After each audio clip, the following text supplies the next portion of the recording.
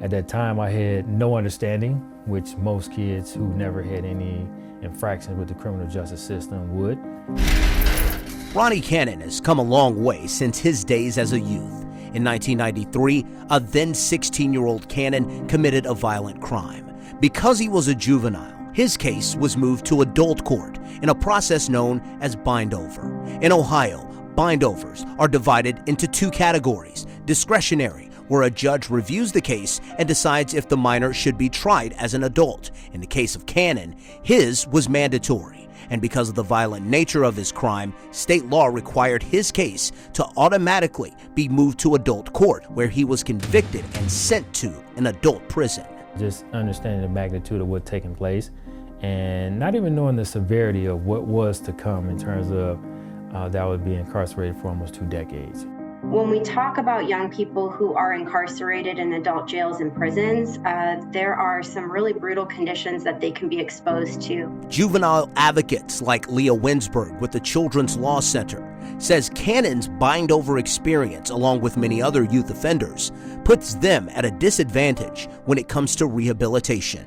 So when they're in adult facilities, they're denied the educational and social skill building interventions that they really need to grow and develop, but they're also exposed to more violence. They're twice as likely to commit suicide or attempt suicide, and they're more likely to be sexually and physically assaulted as well. Research shows once a child is prosecuted as an adult, they are 34% more likely to reoffend after being released compared to kids whose cases stay in the juvenile system. The Ohio Supreme Court also says children who are bound over often deal with more severe consequences. They face all of the same collateral sanctions that adults do, which makes successful re-entry and reintegration that much more difficult. Data from the state of Ohio shows that Cuyahoga County transferred more juvenile cases to adult court than any other county in the state. In fact, in 2021, 97 cases were bound over. So what's being done to help lower this number? And are there alternatives to help rehabilitate juvenile offenders? It's my view, and we're public defenders, we don't think kids should be in adult prisons. Cullen Sweeney is the chief public defender in Cuyahoga County. Right now, his office only handles 25% of juvenile cases. He's now asking the court to give the public defenders 50% because he believes they are better equipped to handle them.